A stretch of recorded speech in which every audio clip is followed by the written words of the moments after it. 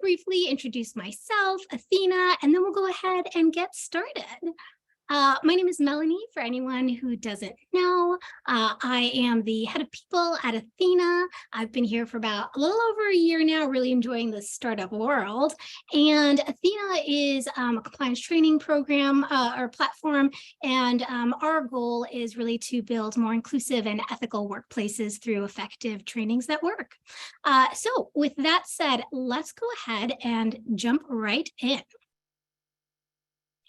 So, when your DEI efforts aren't working, this is a big problem for many people. I see this a lot. I see a lot of people investing a lot of effort, energy, both emotional and mental, into DEI efforts, and then they fall flat, and it's sort of like, now what? So we're going to talk about that today. I'm very excited for everyone who tuned in. I'm excited also to try and address some of the questions that came in as part of the registration. First, though, I want to start with a bit of a check-in, okay? So I don't think this will be a surprise to anyone. It's been a rough couple of years for the HR people space. It just has. Social uprising, a global pandemic, a really bad economy right now, and just endless issues that come up, switching to a remote world. Do we go hybrid? Do we go back into the office? And unfortunately, it has led to a lot of turnover in the HR function. HR people is actually the function with the highest turnover rate right now. 53% of HR professionals are burnt out, according to an All Voices study, and 48% are looking for a new job. So I want to take a minute just to check in with everyone. If you could go to the comments section and just let me know, how are you feeling this past couple of weeks, this past month? Excited, stressed, burnt out, ready for the holidays? How are you feeling right now?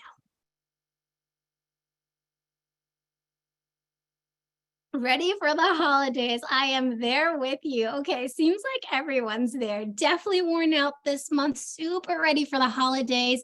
Sylvia, if you don't mind, I'd love to call on you. Unmute yourself. I told you this would be interactive. I gave you fair warning. Sylvia, if you could unmute yourself and just tell me a little bit about what's been so stressful. And obviously, you don't have to share anything confidential, but you know, what's weighing you down? We have become not just a lean team, but an understaffed team this year, which has been hard. And then on top of that, with the month and how it's been going, it's just been very worn out. So across the team, not just a solo thing or a silo thing, but it's been our small team, but very, very hardworking, has definitely been worn out this month. Really common issue. It's interesting because, you know, HR teams have traditionally always been teeny tiny. Thank you, by the way, for sharing and being vulnerable with us for a minute. HR teams have historically always been teeny tiny. It looked like that was starting to change with the pandemic and the increasing emphasis on strategy when it comes to HR.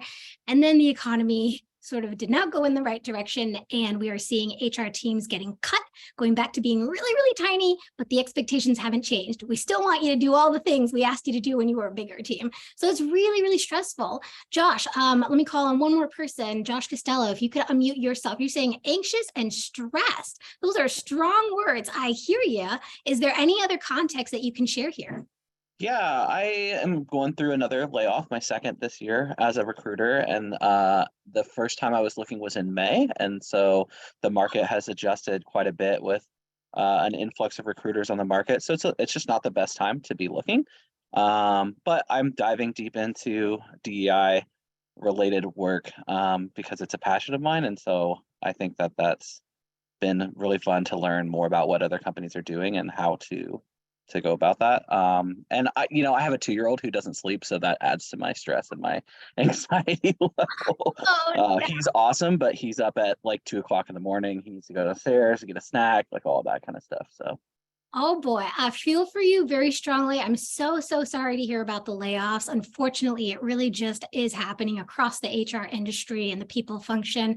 I'm truly so sorry to hear that. And sleep is important. Studies show that your cognitive function, your happiness actually drops with lack of sleep. So I hear you. It's a lot of stress. Thank you all for sharing. I really appreciate that. And what I'd like to do is, I'd like to take a moment for us to just take a step back and celebrate our wins. And I say that because, you know, in the HR function, it tends to be go, go, go, especially if you're a team of one. You know, I always say there's no HR for HR. And so we really have to provide our own support, our own check-ins. And so I think one of the things that I love about doing interactive sessions like this is that you get to network, build a peer community of other HR professionals, and then reflect on some of the things that are working. So I'd love to give everyone about 20 seconds. I'll be quiet. Take a second, and in the chat function, tell me something that you're really proud of this past year that you have accomplished, whether it be DEI related or otherwise, but just take that moment to really own the cool thing that you did.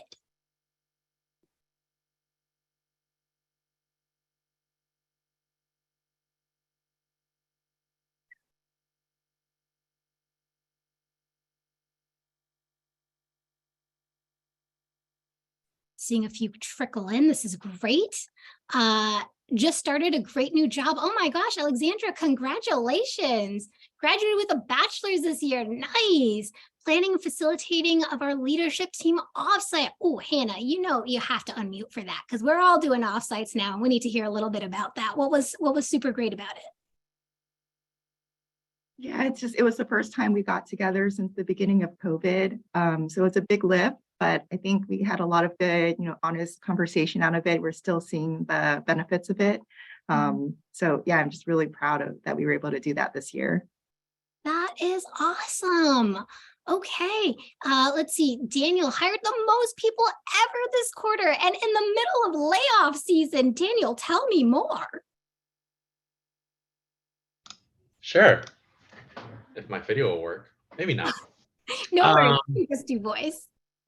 Yeah,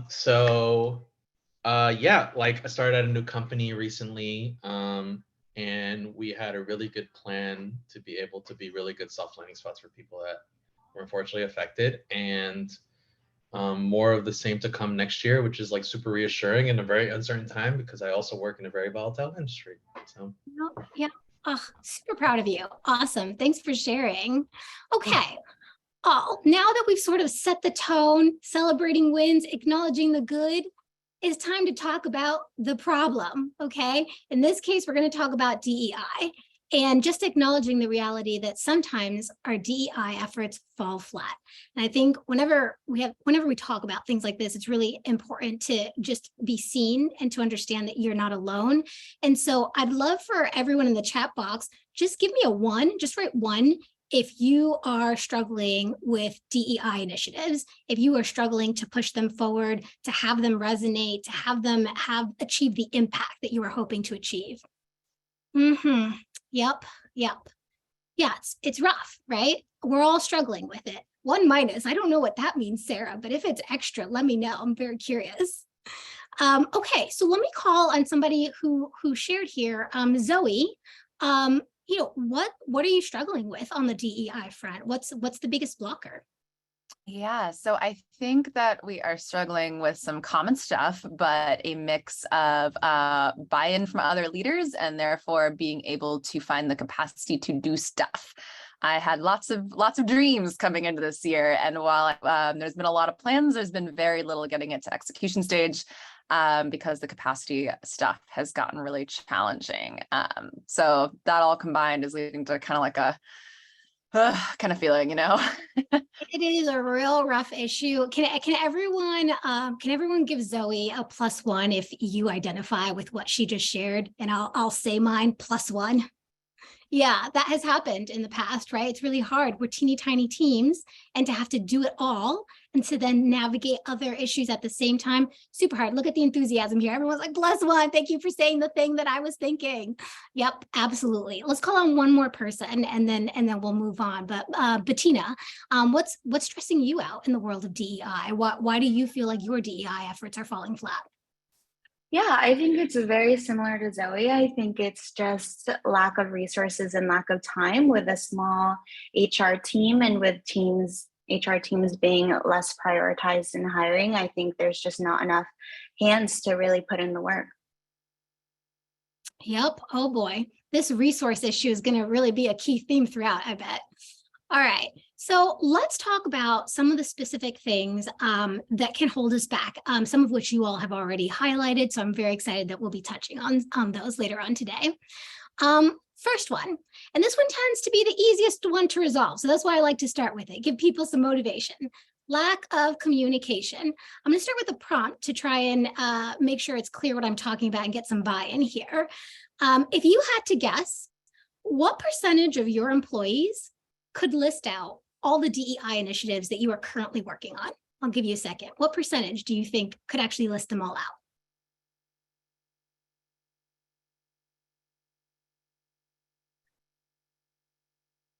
Oof, brutal. 10, 2, 9. Oh my gosh. Okay, I got to call on one of the twos. Vicky, 2, please explain to me how are you, not how, but like why a 2? Why does that feel like the right answer to you? We haven't really laid it out, the program. I think we have some really great ideas, but there is almost no communication, like zero, company-wide, about what we have started, what we've done, what we're currently doing, and what we hope to do in the future. So that's, I think the communication piece is a big missing part as to why the percentage would be so low. Can I ask, because, clearly I think this would be beneficial for others since they're also giving low scores, 10, 2, 5. What's holding you back? Why hasn't communication been happening? Yeah, mostly because it's not finished. So our HR team is new. We've only been around for 3 years. We've got a lot of fundamental foundational things that are built up, but it's just a matter of it's literally new, and the blocks have not been put into place. And so the lack of communication is kind of related. So I think that what we're waiting for is to complete the program, then communicate. But the program itself is such a beast that it's like, well, then we're not communicating what we're doing, and so then people don't know. Yep. I think, you know what, this is interesting to me because I've been doing a couple of pay transparency webinars. And one of the things that has come up a lot is sort of this fear of not presenting like a perfectly packaged sort of thing to employees, because it feels like, oh, if it's unfinished, it's going to be received poorly, or they're going to be upset that we're not further along. And the reality, which I think you sort of implied here, is, right, well, in the meantime, that silence is deafening, right? In the meantime, they're still getting a message, which is, oh, so is nothing happening? Is this not a priority? And so personally, I always think, even if you're just working on it, just saying that, like, hey, we don't have the answers yet, or hey, we haven't finalized, but here's some of the stuff that we're thinking about. Oh, someone's got to hop off. No worries. Thanks for joining. So okay. Thank you. Does anybody else want to, is there anyone else who either identifies with the same thing that was just shared by Vicky, or has a different issue that they're facing here?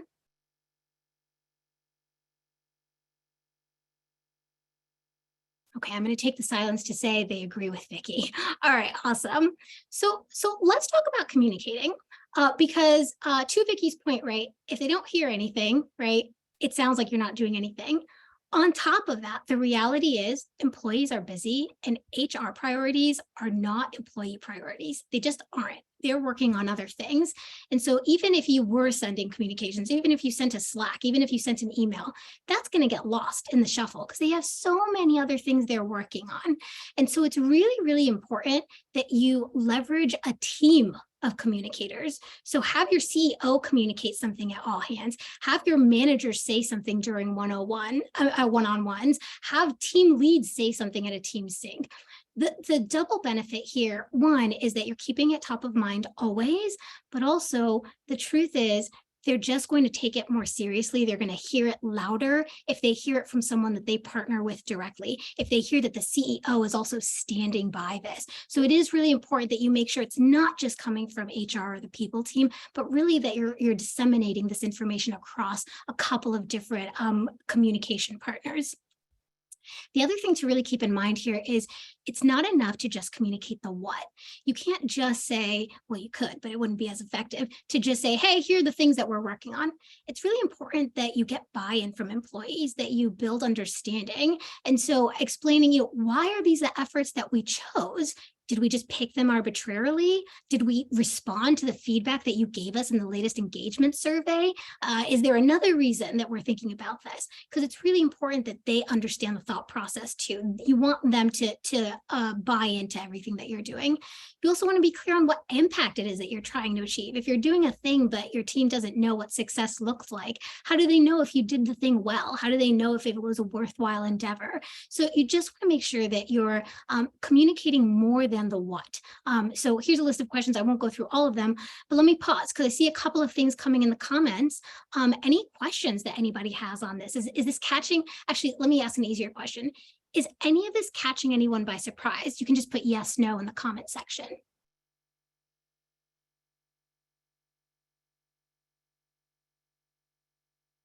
Okay.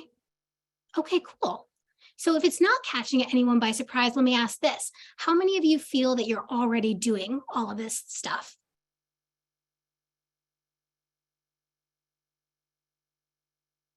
Okay, I'm going to take the lack of response. Okay, I want to. No, okay, yeah. All right, so definitely it requires some intentionality, some effort, some thoughtfulness. All right.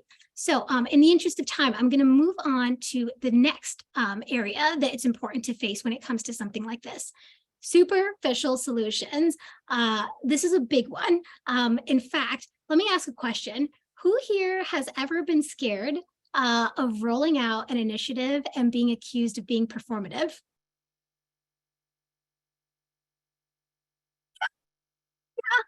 That fear of being called, okay, I'm getting some raised hands. I'm getting a yes in the comments section. Yeah, it's so scary. It's the worst thing. You never want to be accused of being performative. You always want it to be meaningful. You want it to come across as authentic, right?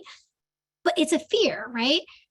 The reality is there is an inherent risk when you roll things out that it could come across as performative if it is superficial. So let's talk about what that looks like. I'm going to present a sample scenario to you all. There's a people team, and they're looking to increase the diversity of their candidate pipeline. And in order to do that, they decide that they're going to make their job descriptions more inclusive by adding the following sentence to each job description. We value diversity at our company. On a scale of 1 to 5, 5 being super effective, 1 being not effective at all, how effective do you think this action is going to be at diversifying the pipeline of applicants? Yeah, not very effective. Morgan, I'm going to call on you. What's ineffective about this? I think it's just very generic. Like we value diversity at our company. It could be said. Anybody can say it, but it doesn't actually mean anything. It doesn't, right? It doesn't mean. What does that mean? How do I know that this is true? Let's call on one more person. Eric, what falls flat here for you? Yeah, how is it measured? I have no idea reading this. Yeah, no idea, right? What message does someone get? Let's see, I'll call on Brian. Brian, you listed this as a 1. What message do you think candidates get when they see this sentence on a job description? I would say this is incredible. It comes across incredibly performative, or it was a afterthought. Yep, it was an afterthought. Yep, that's perfectly worded, because the reality is saying that you value diversity doesn't actually show that you value diversity. In fact, it shows that you might not understand the underlying issue here if you actually think that this is going to be an effective solution. And here's the thing. I say this with all the empathy in the world. I think that there are many well-intentioned people who make this kind of move because they genuinely think it will help. If you are on this call feeling nervous and you've done this, don't worry, right? I'm not accusing anyone of anything, but I'm saying this is the kind of example that unfortunately can inadvertently come across as performative and then actually negatively impact employee sentiment around your DEI initiatives. When you do any DEI initiative, you want to make sure first and foremost that you are understanding the underlying issues. You cannot be surface level. Here's an example. Here's some examples of times when, or situations where someone might be addressing something in a surface level way, but not realizing it. Perhaps you have asked a survey question that you knew actually you wouldn't be able to action on even if the sentiment was bad, right? That's not good because it erodes trust with your employees, right? The next time a survey comes around, why are they going to bother to fill it out? You weren't actually going to action on it anyway. Maybe you roll out a DEI initiative, but you didn't solicit feedback from anyone who's actually negatively impacted by this. The people who made the decision were a homogenous group, and there wasn't any diversity that actually was put into the decision-making process. Maybe you're outsourcing DEI. Maybe you're saying, you know what, rather than trying to figure out the underlying issues, I'm just going to work with this external partner and they're going to hire diversely for us, right? There are so many ways in which we can inadvertently overlook the underlying issues and therefore accidentally actually mitigate the opportunities that we have for actually succeeding with our goals. So always make sure that you are digging into the root causes of bias and inequity. I want to give you all something tangible, right? Because this is all, it's vague. What does this look like in action? So let's look at it in action, right? How do you show, not tell? Let's look at the prompt around the job description. Someone who actually did their research and actually looked into the underlying issues that could be holding a diverse group of people back from applying to job descriptions would know to remove years of experience, right? This is something for anyone who doesn't know, right? People from historically marginalized communities, studies show, won't apply if they haven't hit every single requirement in the job description. If they're even just 1 year short of the required years of experience, they're not going to apply. They take it as being ruled out, whereas somebody else who maybe has connections, knows about the corporate world, will apply because they know it's a suggestion rather than a requirement, right? You might also do things like being clear about what counts as experience, right? Especially with entry-level roles. Many companies don't explicitly say, hey, by the way, retail experience counts. Hey, by the way, internship experience counts. And people who are applying for the first time, who are maybe the first in their family to enter the corporate workforce, don't know that internship experience counts. And so they see 1 to 2 years of experience required, and they just don't apply because they think they don't meet the qualifications, right? So there are little things that you could do like this that actually make an impact, that actually do welcome people of all groups and all backgrounds to apply to your job descriptions. I'm going to pause for a second because I always like to collect ideas from other people. Is there anything not on this slide that you all recommend in terms of making your job descriptions inclusive? Ooh, Sarah. Oh, that's so cool. I love that, Sarah. That's great. Sarah's talking about having an audio format for different abilities. Yeah, Eric, you might be doing all this work and your entire company doesn't know that this is happening, that this is an effort that you've been working towards. So really important to communicate. All right. So now let's talk about addressing DEI in a silo. Does anybody else know what I'm talking about when I say some companies look at DEI as this thing that we talk about here, and then there's everything else? Anybody know what I'm talking about? Anybody have this at their company right now? Well, you do DEI. I'm going to work on this other thing.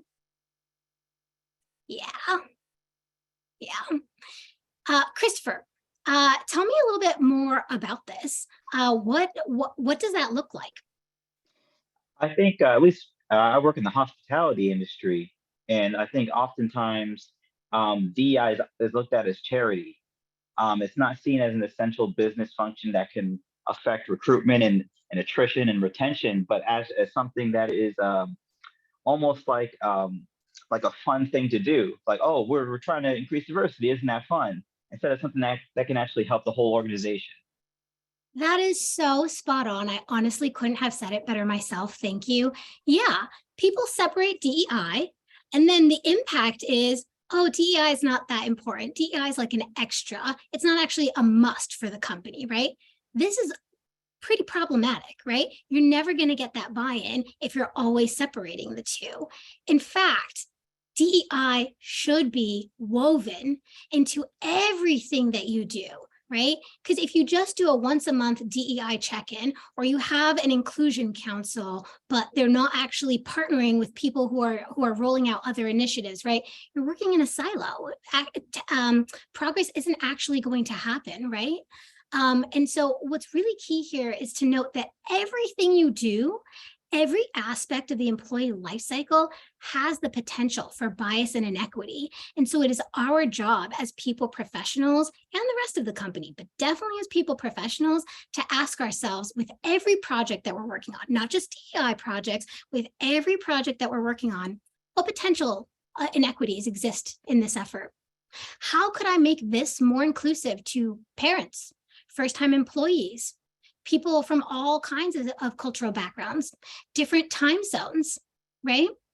It's important that you ask these questions, because if you don't, chances are high that you're going to overlook a critical issue. Now, I want to make sure that everyone can really see what this looks like in action. So I'm going to give a couple of examples. Because once you start to really understand and appreciate the fact that the DEI lens really applies to everything that you do, you'll start to see it everywhere, right? A couple of examples would be, let's talk about HRIS configurations. You would never think that, what does DEI have to do with HRIS configurations? When you set up your HRIS or your PEO, have you added in custom fields where someone can list their pronouns, where someone can list their name pronunciation, where someone can list their dietary restrictions for when you're hosting company events? Speaking of company events, are you thinking about what time you're doing them? Are parents going to be able to attend? Are you offering non-alcoholic beverages? Are you offering food that meets a variety of dietary restrictions and religious beliefs, right? In everything that you do, it's really important that you question this. One that I think is so critical that we don't talk about enough is performance management.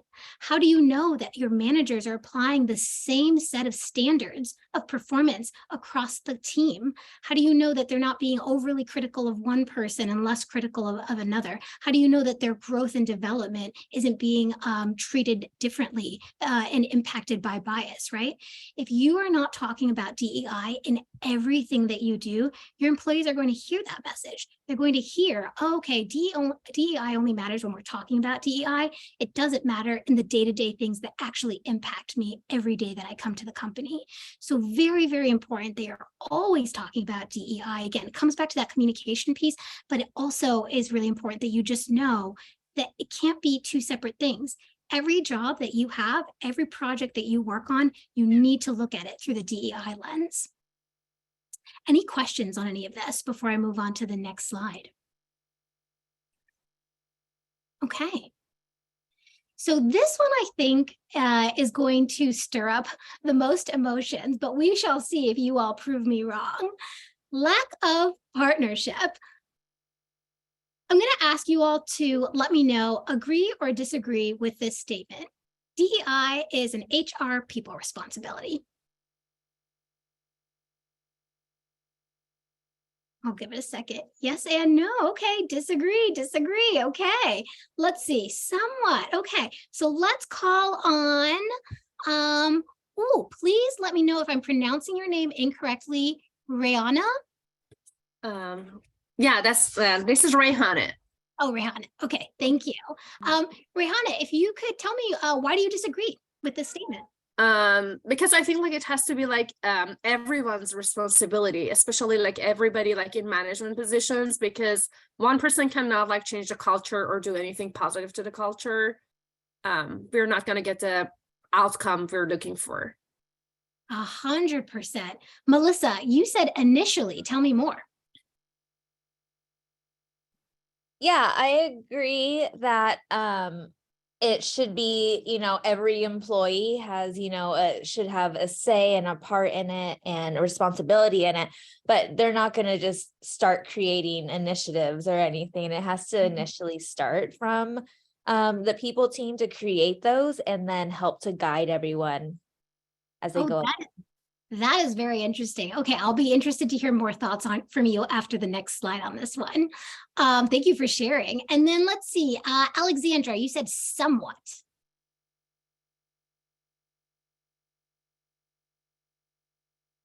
I'm muted, sorry.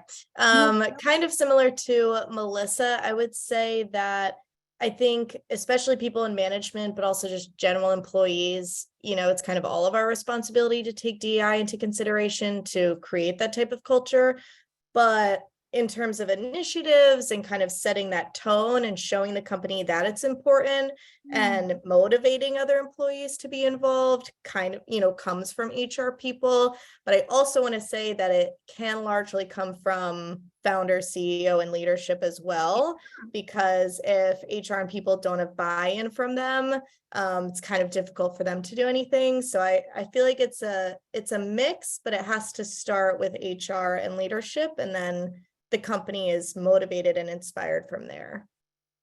I think that's a great point. And what's interesting to me is the sort of overarching theme I'm hearing is, yes, of course, HR has a role, and also so does the rest of the company.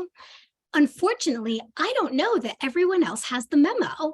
In fact, I would love to pressure test this. If you could all in the chat box, let me know what percentage of your managers do you believe are of their own accord regularly soliciting feedback from their teams on how they can be a more inclusive leader for the team or an inclusive manager? What percentage of managers do you think are asking these questions of their team? 5%, 15%. Ooh, that's pretty good, Melissa, comparatively. Okay, 15%, 75%. Zoe, okay, I'm gonna have to call on you in a second. Okay, less than 5, 10, 20. Okay, so let's do Daniel, 5%. Why do you think that number is so low? Younger company, newer managers, first management job. I don't know that everyone's equipped to have those conversations and be able to solicit feedback in that specific facet, compared with their overall day-to-day jobs that they're much more equipped to be able to have those conversations around. Totally fair, makes sense. Okay, Zoe, 75%, you are the highest by a long shot. Tell me a little bit more. Why do you feel so confident that 75% of your managers are asking these questions? Sure. Maybe 75% is too much. I'm getting nervous now, but this is one area where I did a really big push this year. So in coming on board, I developed like manager expectations or criteria. We call them like our manager superpowers internally, and we made inclusive one of them. So we've done the specific trainings really tailored around how can you, as a manager, ask those questions, make sure you're building inclusion into your teams. And having followed up with managers, I think about 75% have at least followed some of the stuff in the trainings that have started asking these questions and having really good conversations with their teams about how to drive an inclusive culture within their little unit. So this is one I feel like we're doing good. I love that. Zoe, we're all going to be reaching out to you afterward, being like, give us your hot tips. Thank you very much. All right, so let's talk about why it's so important that HR has leadership. And part of the reason why I'm listing this all out for you is the reality is you need buy-in, right? And when you need buy-in, you need to come with data. You need to come with specifics. I noticed a couple of you in the questions that you submitted mentioned, I'm struggling to get partnership from the leadership team. I'm struggling to get buy-in. I need specific data that's going to convince them that this is a worthy cause. Well, here are some specifics that you can look to and then think about finding metrics that tie into your company, right? The reality is when HR doesn't have partnership across the company on these efforts, you and your team are going to get burnt out and exhausted. Your morale is going to drop. You're not going to feel valued. You're going to give up. You're not going to do things. You might even turn over, right? The turnover rates are very high, so that would not be surprising. Additionally, right, discrepancies can come up, right? If anybody who's ever been working on DEI in a silo and they didn't have support from their leadership team knows that the leadership team doesn't even know half the things that you're doing, right? And so then they might communicate something that contradicts what you've said, or they don't actually commit to the ways of doing things that you said to do things. So maybe, for example, Zoe said, hey, you all need to be checking in and asking these questions. The leadership is not going to partner with you on that. They're not going to do it. It's going to have a trickle down effect, and then nobody's going to do it, right? Goes into my next point, which is lack of buy-in. Employees take the message and the signals from their managers, from leadership. So if managers and leaders aren't taking this seriously, they're not going to do it either. It's not a priority for me just because the people team said it should be. I'm looking to my manager to see what the important things are in my role. Sorry, that's my cat meowing in the background. So really, really important. There are real, actual, tangible effects of not having a partnership across the company when it comes to DEI efforts. It also leads to a lack of psychological safety where employees see, oh, it's just the people team saying this. Nobody else is standing by it. So I better not say anything because I don't think it's going to be well received. You might even have a problem-oriented culture where they think, you know what, this is HR's job, not my job, and they're not doing it. And all I'm going to do is like flag the issue and be upset about it, as opposed to saying, actually, I see a problem. How can I be part of the solution, right? And this last one, I think is quite key. It is really hard to understand the core issues at your company if the managers aren't partnering with you. Sorry, if the managers aren't partnering with you, because who has the closest understanding of what your employees are feeling and thinking? Who has more of that than the managers that manage them directly, right? You only know what people tell you in a survey. You only know what you might hear from talking to an employee one-off, right? You don't know more than your managers are communicating to you. So it's very, oops, sorry, it moved forward. So it's very important that managers help you on this, that they flag critical issues that you otherwise would overlook, and then maybe spend your time focusing on something that your employees actually didn't care about as much, right? Wasn't actually impacting them as much. So what does company-wide partnership actually look like? It's managers proactively soliciting feedback. Zoe's done a great job of this. At Athena, we have Feedback Fridays. That means on Fridays, managers and direct reports meet and they just give each other feedback on each other, on themselves, on the company. So they are invited, in fact, they are required to give feedback on how things could be better. It's also managers bubbling key insights up to people who need to know. So putting time on my calendar to let me know, hey, Melanie, FYI, I have 3 employees this past week who've let me know that the time you schedule for team activities is actually really problematic for them. One has kids they have to pick up at that time. Another one has personal obligations right after work. You're scheduling it too late. Another one's on a different time zone, right? So all those things are really important to hear from your managers. It's also, as we discussed, leadership actually committing to the initiatives. And this one I can't emphasize enough, leadership being present. If you are rolling out DEI initiatives, if you're having a speaker come in, if you're talking about this and your leaders and your CEO are not on that call, that sends a very clear message that this wasn't a priority for them, right? They didn't make the time to come to this very important call, right? So really think about the power of presence. And then finally, employees speaking up when there's a missed opportunity, right? Employees asking, how can I be part of the solution? Here's a recommendation that I have. Because the reality is, especially if you're a one-person HR team, which I know many of us are, you can't know all the things. You, one person, can't be all-encompassing diverse. You can't know all the religious holidays. You can't know all the specific celebrations throughout the year. You can't know everything that everyone's feeling. So it's critical that your employees bubble things up to you. Hey, you missed celebrating this key holiday, or hey, you scheduled this event over Diwali, right? And I couldn't attend, right? Say the thing so that we can fix it, okay?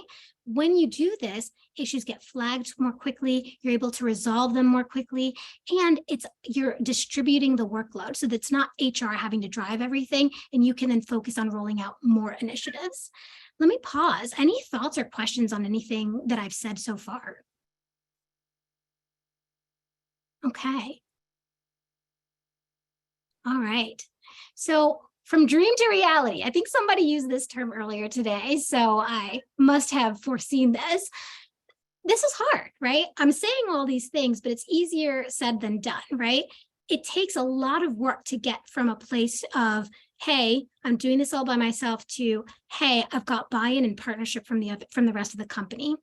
A couple of things that I recommend you start doing if you haven't already to help get that partnership is build relationships with employees, with managers, with execs. Put time on people's calendars. Just have a coffee chat. You don't have to make it super, doesn't have to be overly contrived. Just get to know people, learn more about them, find out what their challenges are, what they love about the company, what they don't love about the company. In particular, if you don't have a seat at the executive table, it is so critical that you make allies on the executive team, that you build partnerships, because you need a voice on the exec team. You need someone on the exec team representing the people voice, speaking up. Similar to having, you know, an executive sponsor and an ERG, it's really important that you have a voice at the exec table.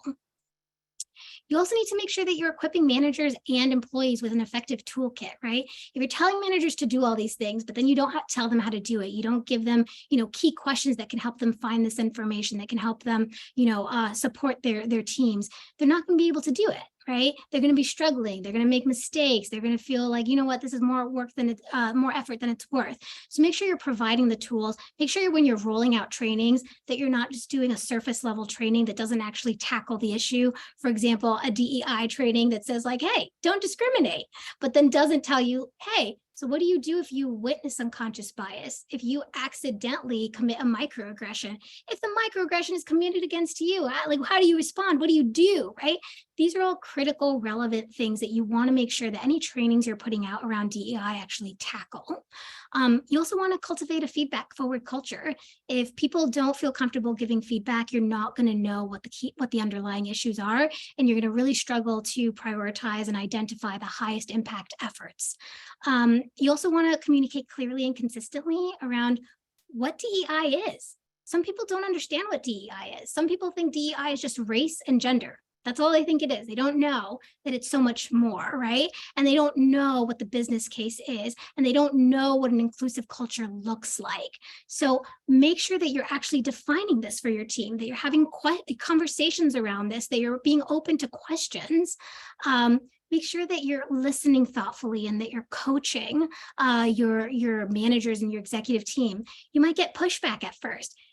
Nobody likes change. You might get people saying, this doesn't feel like it's worth the effort, or, hey, I don't think this is fair to me now. You're unfairly benefiting someone else now, right? Which we of course know is not true, right? But you may need to coach someone in the right direction.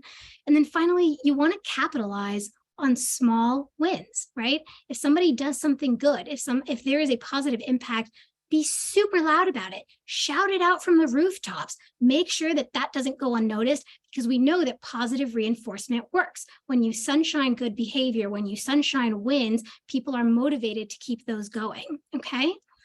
All right, so let me pause. I wanted to make sure that we have a chance for Q&A, so we're going to do that in just a couple of seconds. But any questions on anything that I've shared so far? It looks like Tiffany has shared a helpful resource as well, by the way. Thank you very much. Okay. All right, so I'm going to have a brief moment before we go into Q&A. To just promote some of the Athena trainings. Obviously, we're a compliance training company, so I'm going to put it out there for us to just talk through for a second.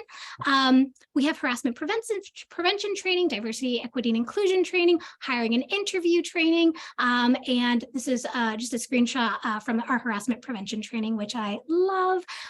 It's Pride themed, and something that we're really proud of when it comes to our trainings is every training has a DEI slant. You know, we don't talk about harassment prevention and not talk about the fact that there's unconscious bias, right? We don't talk about, we don't forget to talk about things like pronouns. We don't forget to talk about things like personal identity. So really important that any training that you're doing really covers, you know, the full gamut of things tied into the topic that you are addressing. If you're curious to learn more, you can check us out at goathena.com. Thank you very